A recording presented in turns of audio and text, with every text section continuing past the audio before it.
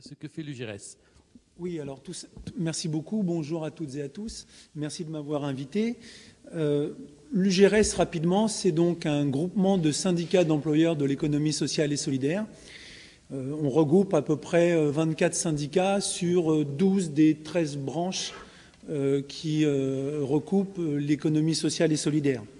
Donc aujourd'hui, je vais vous parler de la place d'un représentant syndical employeur de l'économie sociale et solidaire, et non pas en tant que responsable d'une association, d'une coopérative et d'une mutuelle, puisque dans l'économie sociale et solidaire, vous trouvez associations, coopératives et mutuelles. Alors de la place qui est la nôtre, bien évidemment, qu'est-ce qu'on fait? Alors M. Kak Sanoussi, tout à l'heure, a terminé son propos par un proverbe. Aussi, vais-je inverser la méthode et ouvrir le mien par une citation de l'auteur marocain Tahar Benjeloun, qui nous dit « La nature crée des différences, la société en fait des inégalités ». Et avec tout ce qu'on vient d'entendre, on pourrait prolonger le propos en disant « À nous de les réduire, à nous d'en faire une force ». Alors pour y remédier, faut-il promouvoir la non-discrimination sociale et économique en donnant plus à ceux qui ont moins ? C'est la fameuse discrimination positive ou action positive. Ou faut-il mettre en œuvre une égalité de traitement, quel que soit l'âge, le sexe, l'origine, le handicap, la culture, l'orientation sexuelle, etc., etc. Ces questions à réponse multiples traversent la société, interrogent sa cohésion et le rapport de chaque individu à la différence. En tant que corps social, l'entreprise a une responsabilité, celle de refléter la diversité culturelle de la société française, de promouvoir la parité, de donner sa chance à chacun en fonction de ses compétences, de s'enrichir de nouveaux talents, et l'employeur en est le maître d'œuvre. L'UGRS a souhaité dès 2007 s'engager dans une démarche visant à promouvoir et développer la qualité de l'emploi et la responsabilité sociale de plus de 60 000 employeurs de l'économie sociale, des 12 branches professionnelles qu'elle fédère. La lutte contre les discriminations et la promotion de la diversité en sont un des volets qui a notamment conduit à la signature d'un protocole d'accord de 3 ans sur ce thème avec les pouvoirs publics, ministère de l'immigration, de l'identité nationale encore à l'époque, et du développement solidaire, et Agence pour la cohésion sociale et l'égalité des chances, le 28 janvier 2008. Les employeurs de l'économie sociale, de par les principes qui guident leurs projets et leurs actions, ne sont pas les plus discriminants. Je dirais même que dans un certain nombre de secteurs, nous avons des pratiques exemplaires qui méritent d'être soulignées. Une enquête menée par la Sofres pour l'UGRS en 2008 montre qu'un tiers des entreprises de l'économie sociale, qui sont pour beaucoup de toutes petites structures de moins de 10 salariés et beaucoup de 1 à 2 salariés, ont dans leur effectif au moins un salarié issu de l'immigration. Cette étude met également en évidence qu'une majorité d'entreprises de l'économie sociale privilégie l'embauche de salariés en fonction de critères objectifs, comme la compétence ou la proximité, quelle que soit leur origine. Certains secteurs, comme l'animation, l'aide à domicile, le sport ou les centres sociaux, ont même un taux de recrutement de personnes issues de l'immigration plus élevé que la moyenne, notamment en raison de leur implantation dans les quartiers.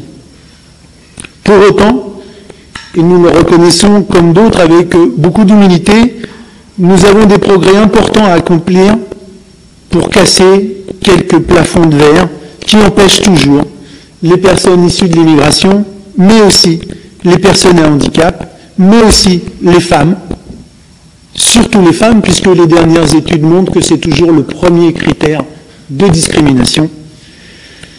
On veut peut-être pas le voir, on veut peut-être pas l'accepter, mais c'est vrai que quand on aborde la question de la discrimination, et vous êtes bien placé ici pour le savoir, la première des réactions, c'est toujours le déni. Mais non, pas de ça chez nous. Et encore moins chez nous dans l'économie sociale et solidaire. Non, tu comprends, avec les actions, les valeurs qui sont les nôtres, on ne peut pas être discriminant. Eh bien si. Et c'est encore moins évident de faire ouvrir les yeux à quelqu'un qui n'a pas envie de les ouvrir. Fidèles à nos valeurs, fidèles à nos missions, fidèles à notre secteur, nos engagements en tant qu'employeurs de l'économie sociale sont donc de bien évidemment respecter la loi, d'assumer d'en faire plus quand c'est nécessaire pour favoriser l'accès des personnes éloignées de l'emploi, de reconnaître les différences comme des richesses et des gisements à explorer. Je n'ai pas dit à exploiter. Alors comment agir?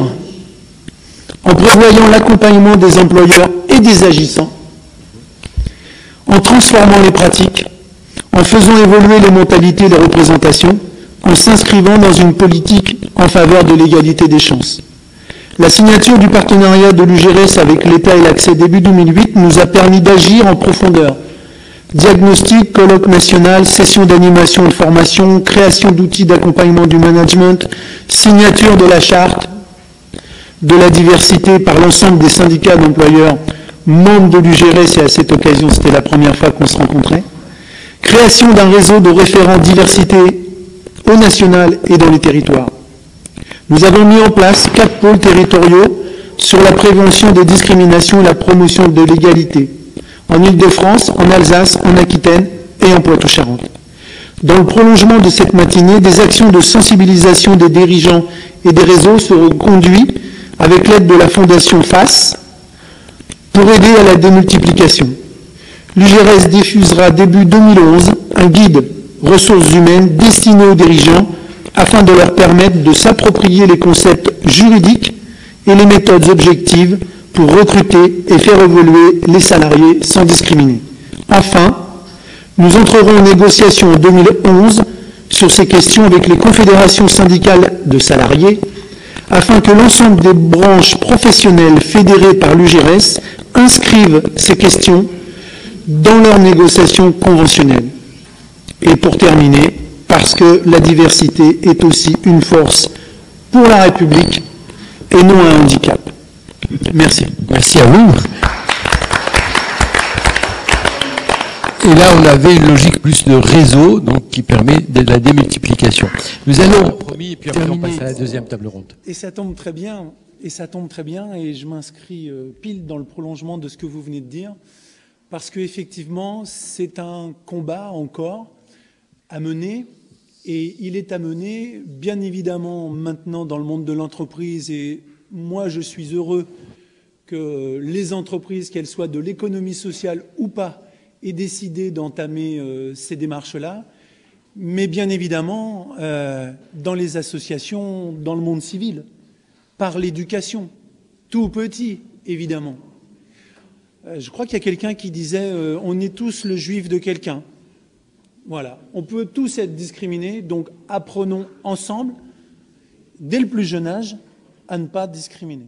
Merci beaucoup. On applaudit la première table ronde.